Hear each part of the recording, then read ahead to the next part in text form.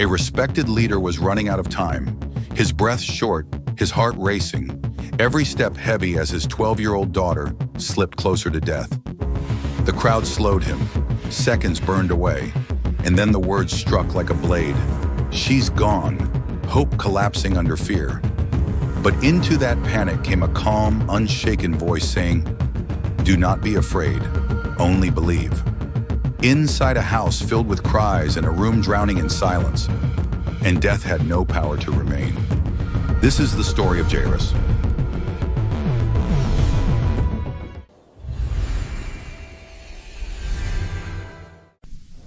In a peaceful town by the Sea of Galilee lived a respected man named Jairus, a leader of the synagogue. But on this morning, his heart was heavy. His little daughter, only 12 years old, was terribly sick. Nothing helped. No doctor had answers, and she was slipping away. Jairus ran breathlessly through the streets, worry pressing on his chest. "I must find Jesus. He is our only hope," he whispered as he pushed forward. Jesus was surrounded by a crowd, children, elders, fishermen gathered around him. Jairus forced his way through, fell at Jesus' feet, and cried, "Please, come to my house. My little girl is dying. If you touch her, she will live." Jesus gently placed his hand on Jairus' shoulder and said, "Do not fear. I will come with you." And together, they began the journey to Jairus' home. The crowds pressed tightly around Jesus, slowing him down. Suddenly, he stopped and asked, "Who touched me?" A woman who had been sick for 12 long years stepped forward. "It was me. I thought if I only touched your robe, I would be healed." Jesus looked at her with a warm smile. "Daughter, your faith has made you well." A beautiful miracle happened before their eyes. But for Jairus, every second felt heavier. "Please, Lord, my daughter, hurry," he thought anxiously. Just then, a man from Jairus' house ran toward them, sorrow all over his face. "Your daughter, she is gone. There is no need to trouble the teacher anymore." Jairus froze, his heart shattered. "No, my little girl," he whispered, trembling.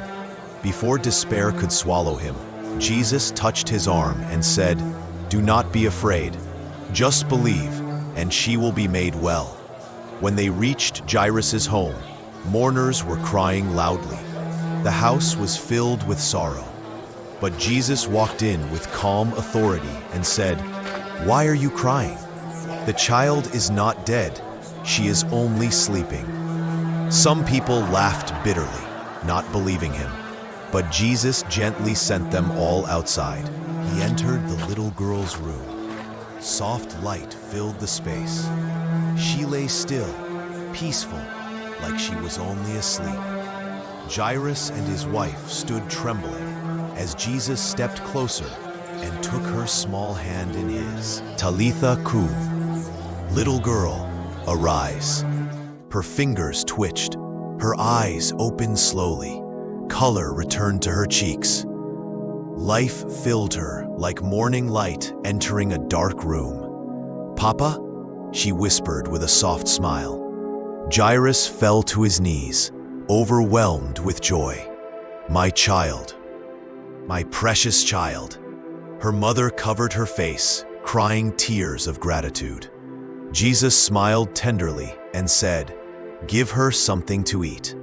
The home that had been filled with sorrow suddenly overflowed with joy. Laughter filled the rooms. Servants rushed around in joyful shock. A miracle had touched their home. As the sun began to set, Jesus walked away peacefully. Jairus had come to him with fear, but he left with faith. He came with tears, but he left with joy. Because when Jesus steps into a home, death bows, darkness disappears, and hope rises again. If you loved this beautiful story of faith and miracles, don't forget to like, share, and subscribe for more heart-touching 3D Bible stories. See you in the next inspiring tale.